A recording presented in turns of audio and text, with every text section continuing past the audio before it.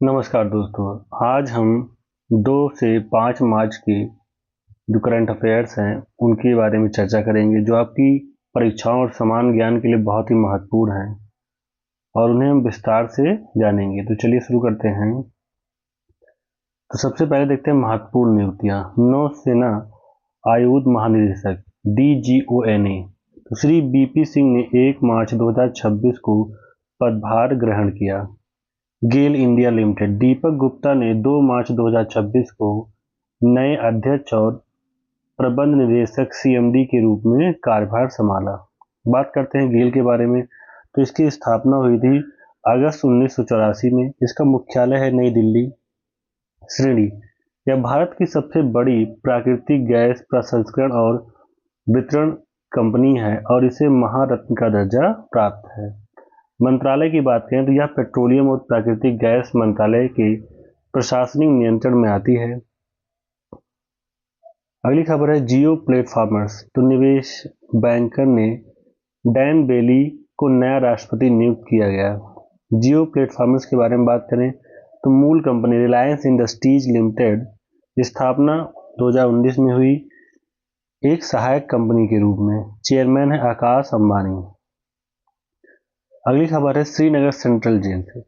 तो सबा सॉल इस जेल की पहली कश्मीरी महिला मुख्यमंत्री बनी।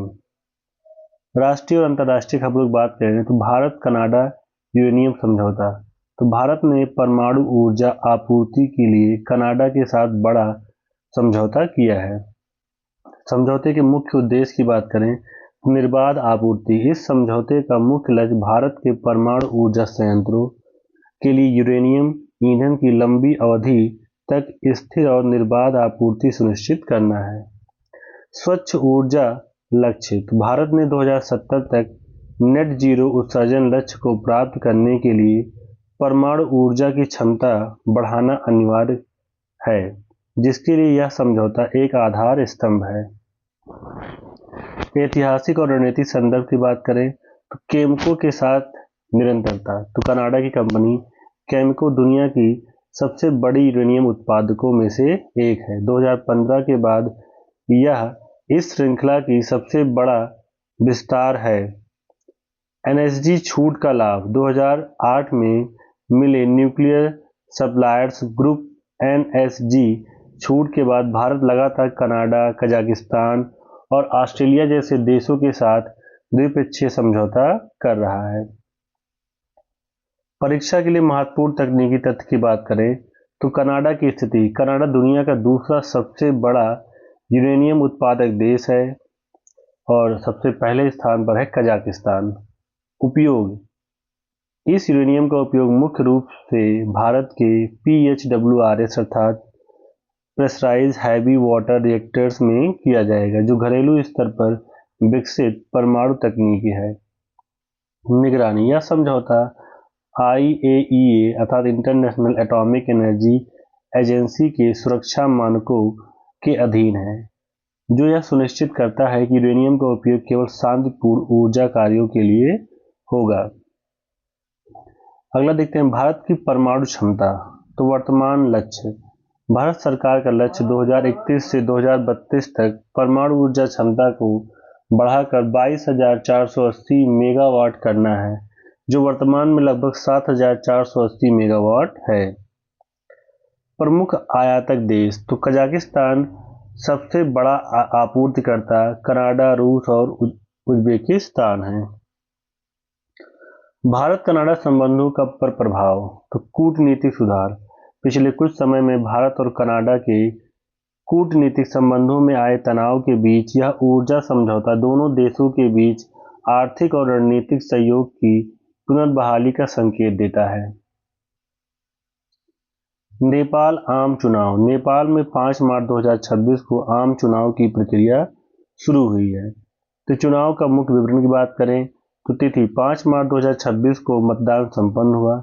सदन: यह चुनाव केवल प्रतिनिधि सभा के 275 सदस्यों को चुनने के लिए आयोजित किया गया। समय से पूर्व चुनाव: यह चुनाव अपने नियमित समय 2027 से लगभग 2 साल पहले हुआ। इसका मुख्य कारण सितंबर 2025 में हुआ जनजी युवाओं का विशाल आंदोलन था, जिसके कारण तत्कालीन सरकार गिर गई थी। नेपाल की चुनावी प्रणाली। तो नेपाल में मिश्रित चुनावी प्रणाली अपनाई जाती है। कुल सीटें 275 हैं। पहला खंबा छूना अर्थात 165 सदस्य सीधे निर्वाचन क्षेत्रों से चुने जाते हैं। समानुपातिक प्रतिनिधित्व। शेष 110 सदस्य पूरे देश को एक निर्वाचन क्षेत्र मानकर पार्टियों को मिले कुल वोट प्रतिशत के आधार पर चुने जाते हैं। यहाँ पे मतदान की आयु है 18 वर्ष। महत्वपूर्ण सांख्यिकी की बात करें तो मतदाता लगभग 1.89 करोड़ पंजीकृत मतदाता थे, जिसमें से करीब 10 लाख नए और युवा मतदाता जुड़े। उम्मीदवार कुल 6,541 उम्मीदवार मैदान में थे, जिनमें से 3,406 सीधे चुनाव और 3,135 समानुपातिक सूची के लिए थे। अंतरिम सरकार। चुनाव के समय देश का नेतृत्व पूर्व मुख्य न्यायाधीश सुशीला कार्की की अध्यक्षता वाली अंतरिम सरकार कर रही थी। प्रमुख मुद्दे और राजनीतिक दल की बात करें तो मुख्य मुद्दे थे भ्रष्टाचार, बेरोजगारी, गरीबी और राजनीतिक स्थिरता। प्रमुख दावेदार CPN UML KP Sharma Oli के नेतृत्व में नेपाली कांग्रेस गगन थापा जैसे युवा नेतृत्व के साथ राष्ट्रीय स्वतंत्र पार्टी आरएसपी रवि लामिछाने और बालेन शाह के नेतृत्व में जो युवाओं के बीच अत्यधिक लोकप्रिय हैं। तो अभी जिस समय हम लोग इस वीडियो को बना रहे हैं तो इसके चुनाव के परिणाम आ चुके हैं और बालेन शाह की पार्टी अर्थात आरएसपी चुनाव को जीत चुकी है। ऐतिहासिक मुकाबला। छापा 5 निर्वाचन क्षेत्रों में 74 वर्षीय दिग्गज केपी शर्मा ओली का मुकाबला 35 वर्षीय युवा नेता और रैपर बालेन शाह से हुआ। अगली खबर है लॉजिस्टिक लागत। केंद्रीय मंत्री प्रहलाद जोशी के अनुसार सरकार 2030 तक लॉजिस्टिक लागत को 10% से कम करने का लक्ष्य रख रही है। अगला पश्चिम एशिया संकट। ईरान और इजराइल के बीच तनाव के कारण मार्च के शुरुआती दिनों में 444 उड़ानें रद्द की गईं। अब बात करते हैं परीक्षा के मुख्य बिंदु से। प्रमुख इजराइल और ईरान के बीच प्रत्यक्ष सेना संघर्ष और हवाई हमलों के कारण ईरान, इराक, जॉर्डन और खाड़ी देशों के हवाई क्षेत्रों का पूर्ण या आंशिक बंद होना। उड़ान रद्दीकरण। 1 मार्च 2026 नागरिक उड्डयन मंत्रालय के अनुसार लगभग 444 उड़ानें रद्द होने की आशंका थी। 28 फरवरी 2026 इसके एक दिन पहले भी करीब 410 उड़ानें रद्द की गई थी। कुल प्रभाव। पिछले 4 दिनों अर्थात 28 फरवरी से 3 मार्च में भारतीय एयरलाइंस की लगभग 1500 उड़ानें प्रभावित हुई हैं। प्रभावित एयरलाइंस की बात करें तो air India, Indigo, spice jet, Vistara और आकाशा एयर ने अपनी पश्चिमी एशिया से सेवाएं निलंबित कर दी हैं या उनके मार्ग बदल दिए हैं। मुख्य हवाई अड्डों की बात करें दिल्ली, मुंबई और बेंगलुरु सबसे अधिक प्रभावित हुए हैं। Route diversion. यूरोप और उत्तरी अमेरिका जाने वाली उड़ानों को अब लंबे वैकल्पिक मार्गों जैसे रोम या वियना के रास्ते से भेजा जा रहा है, जिससे यात्रा का समय और ईंधन की लागत बढ़ गई है। भू राजनीतिक प्रभाव। आर्थिक। कच्चे तेल की कीमतों में उछाल और लॉजिस्टिक लागत में वृद्धि। भारतीय प्रवासी। खाड़ी देशों में रहने वाले लगभग 90 लाख भारतीयों की सुरक्षा और संभावित निकासी की चुनौती। ऑपरेशन सिंदूर। भारत सरकार ने ईरान से अपने नागरिकों को निकालने के लिए पहले ही ऑपरेशन सिंदूर जैसे सुरक्षात्मक कदम उठाए हैं। महत्वपूर्ण शब्दावली की बात करें तो डीजीसीए, तो इसका जो फुल फॉर्म हो जाएगा directorate general of civil aviation. तो भारत में विमानन नियामक संस्था जो सुरक्षा और परिचालन की निगरानी कर रही है। No fly zone. तो सुरक्षा कारणों से किसी विशेष हवाई क्षेत्र में विमान के उड़ने पर प्रतिबंध को बोलते हैं नो फ्लाई जोन। अब खबर है खेल कूद से। तो 93 शतरंज ग्रैंड मास्टर मुंबई के आरव डेगला भारत के 93 शतरंज ग्रैंड मास्टर बने। क्रम और स्थान की बात करें तो आरव भारत के 93 ग्रैंड मास्टर है और मुंबई के तीसरे प्रणव थिप्से और आदित्य मित्तल के बाद खिलाड़ी हैं जिन्होंने यह खिताब जीता है। उपलब्धि का आधार की बात करें तो उन्होंने फरवरी 2026 में 2500 की रेटिंग बाधा को पार किया। उनकी लाइव क्लासिकल रेटिंग 2506 तक पहुंची। अपना तीसरा और अंतिम ग्रैंड मास्टर नॉर्म बोर्सियाना और हार्जेगोविना में आयोजित जीएम मिक्स बिल्जियन और GM norm rounds robin tournament जीतकर प्राप्त किया। अगली खबर है आईसीसी टी20 वर्ल्ड कप 2026। तो सेमीफाइनल मुकाबले तय हुए। भारत और इंग्लैंड का मैच वानखेड़े स्टेडियम मुंबई में निर्धारित किया गया। Laureus award. भारतीय महिला क्रिकेट टीम को पहली बार world team of the year के लिए नामित किया गया। बैडमिंटन। लक्ष्य सेन ने ऑल इंग्लैंड ओपन में विश्व नंबर 1 सी यूकी को हराया। अब खबर है विज्ञान और पर्यावरण से। नई प्रजातियां। केरल के साइलेंट वैली नेशनल पार्क में केचुए की 2 नई प्रजातियां मिलगिस्टर ग्रीसीस और ड्रोइडा रेडुलिस की खोज की गई। EV technology. तो मित्ती ने चेन्नई आईआईटी मद्रास में स्वदेशी 30 kilowatt integrated driver system launch किया। महत्वपूर्ण दिवस की बात करें तो 1 मार्च शून्य भेदभाव दिवस और विश्व नागरिक सुरक्षा दिवस मनाया गया। 3 मार्च विश्व वन्य जीव दिवस। 4 मार्च को राष्ट्रीय सुरक्षा दिवस।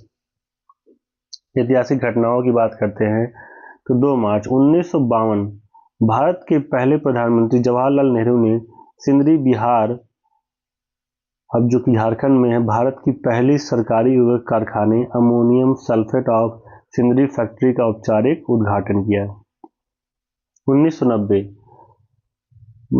पहली बार विश्व नागरिक सुरक्षा दिवस मनाया गया। अंतर्राष्ट्रीय इतिहास की बात करें तो 1941 में द्वितीय विश्व युद्ध के दौरान एक्सिस पैक्ट में शामिल होने के बाद जर्मन मिलिट्री यूनिट ने बुल्गारिया में एंट्री की। अब बात करते हैं 3 मार्च के इतिहास की। तो 1924 को 3 मार्च के दिन तुर्की में खिलाफत को खत्म कर दिया गया और आधुनिक तुर्की इतिहास में एक बड़ा बदलाव था। अब बात करते हैं 4 मार्च के इतिहास की। 1931 गांधी इरविन समझौता के होने से एक दिन पहले की हलचलें। अब बात करते हैं 5 मार्च 1931 ऐतिहासिक गांधी इरविन समझौता। तो महात्मा गांधी और तत्कालीन वायसराय लॉर्ड इरविन के बीच ऐतिहासिक गांधी इरविन समझौता हुआ। समझौते का विवरण। इसके तहत गांधी जी ने सविनय अवज्ञा आंदोलन स्थगित किया और दूसरे गोलमेज सम्मेलन में भाग लेने के लिए सहमत हुए। 1946 विंस्टन चर्चिल ने अमेरिका के फुलटन में आयरन कर्टेन भाषण दिया जिसने शीत युद्ध की नींव रखी। अब बात करते हैं इससे संबंधित एमसीक्यू की। तो नौसेना आयुध महानिदेशक के रूप में 1 मार्च 2026 को किसने पदभार ग्रहण किया? तो इसके विकल्प हैं ए आर हरिकुमार, दूसरा बीपी सिंह, तीसरा मनोज पांडे और चौथा है अजय कुमार।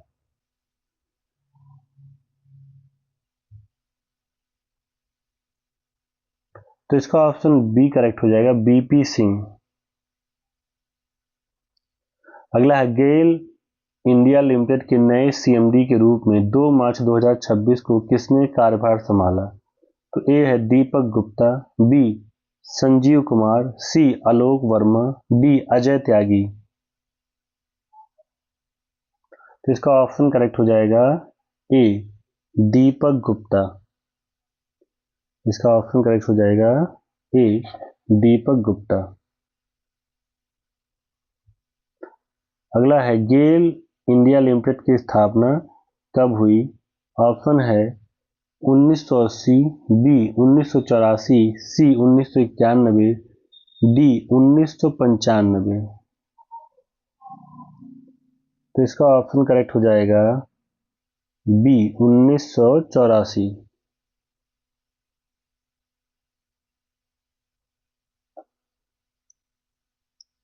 अगला है गेल लिमिटेड का मुख्यालय कहाँ स्थित है? ऑप्शन ए है मुंबई, बी कोलकाता, सी नई दिल्ली, डी बेंगलुरु। तो इसका ऑप्शन करेक्ट हो जाएगा सी नई दिल्ली। अगला है जियो प्लेटफॉर्मर्स के नए राष्ट्रपति के रूप में किसे नियुक्त किया गया? ऑप्शन ए है मार्क जुकरबर्ग, बी डैन बैली, सी सुंदर पिचाई, डी एलन मस्क। तो इसका ऑप्शन बी करेक्ट हो जाएगा, डैन बैली।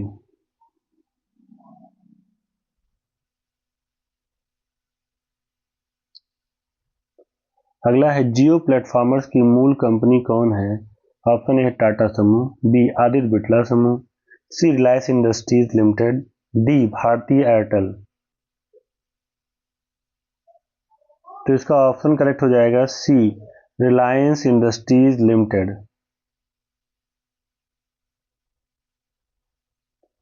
अगला है जियो प्लेटफॉर्मर्स के चेयरमैन कौन है? Option A Mukesh Ambani, B Akash Ambani, C Anil Ambani, D Nita Ambani.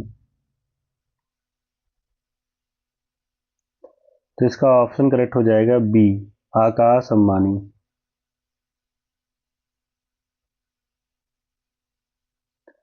अगला है श्रीनगर सेंट्रल जेल की पहली कश्मीरी महिला मुख्यमंत्री कौन बनी?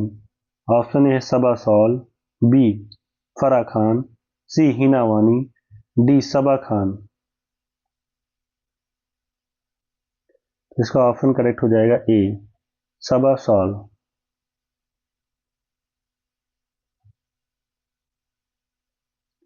अगला है भारत ने परमाणु ऊर्जा के लिए यूरेनियम आपूर्ति किस देश के साथ समझौता किया है? ऑप्शन ए है रूस, बी है कनाडा, सी है फ्रांस और डी है जापान। तो बताइए कौन सा ऑप्शन करेक्ट है?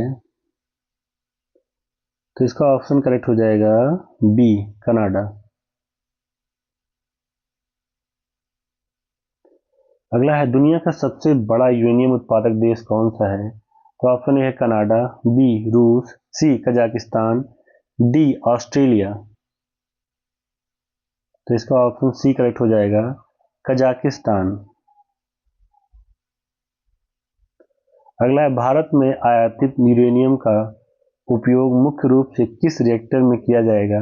ऑप्शन ए है BWR, बी PHWR, सी LWR और डी FBR। तो इसका करेक्ट ऑप्शन हो जाएगा बी PHWR। अगला है भारत का लक्ष्य 2031-32 तक परमाणु ऊर्जा क्षमता कितनी रखने का है? ऑप्शन है 15,000 मेगावाट, बी 18,000 मेगावाट, सी 22,480 मेगावाट, डी 30,000 मेगावाट। तो इसका ऑप्शन सी करेक्ट हो जाएगा 22,480 मेगावाट। अगला है नेपाल में आम चुनाव कब शुरू हुए? ऑप्शन ए है 1 मार्च 2026, बी 3 मार्च 2026, सी 5 मार्च 2026 और डी है 7 मार्च 2026। तो इसका ऑप्शन सी करेक्ट हो जाएगा 5 मार्च 2026। अगला है नेपाल की प्रतिनिधि सभा में कुल कितनी सीटें हैं? Option A 250, B 260, C 275, D 300। तो इसका ऑप्शन सी करेक्ट हो जाएगा 275।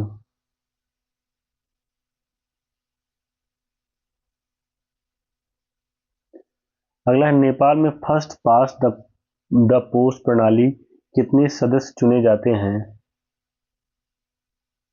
Option A 110, B 165, C 200, D 150। तो इसका ऑप्शन करेक्ट हो जाएगा बी 165। अगला है मार्च 2026 की शुरुआत में पश्चिम एशिया संकट के कारण लगभग कितनी उड़ानें रद्द हुई? ऑप्शन ए है 200, बी 300, सी 444, डी 600। तो इसका ऑप्शन करेक्ट हो जाएगा सी 444। अगला है भारत के 93 शतरंज ग्रैंड मास्टर कौन बने? ऑप्शन ए है Praggnanandhaa, B Aarav Degala, C D Gukesh, D Vidit Gujrathi. तो इसका ऑप्शन करेक्ट हो जाएगा बी आरव देगला। अगला है आईसीसी T20 वर्ल्ड कप 2026 में भारत और इंग्लैंड का सेमीफाइनल मैच कहाँ खेला जाएगा? ऑप्शन ए है Eden Garden, B Narendra Modi stadium, C Wankhede stadium, D Chinnaswamy stadium. तो इसका ऑप्शन करेक्ट हो जाएगा सी वानखेड़े स्टेडियम।